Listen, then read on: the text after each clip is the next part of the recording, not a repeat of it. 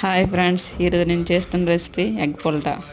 దీనికి ముందుగా ప్యాన్ తీసుకొని కొంచెం ఆయిల్ వేసుకొని కొంచెం చిల్లీ, ఆవాలు, జీలకర్ర వేసుకొని కాసేపు ఫ్రై చేయాలి. తర్వాత ఆనియన్స్ వేసుకొని దాన్ని కాసేపు ఫ్రై చేశాక కొంచెం కర్రీ లీవ్స్ వేసుకోవాలి. ఆ తర్వాత ఫ్రెష్ అల్లం వెల్లుల్లి పేస్ట్ కొంచెం వేసుకోవాలి. వేసాక కాసేపు వేగనివ్వాలి.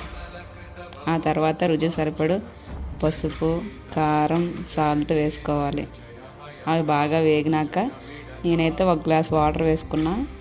ఒక గ్లాస్ వాటర్ వేసాక నాకు 4 eggs కావాలి కర్రీకి.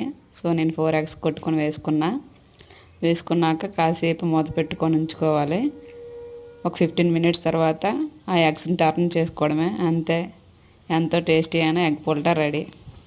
Thank you for watching. Bye bye. Please subscribe చేసుకోండి.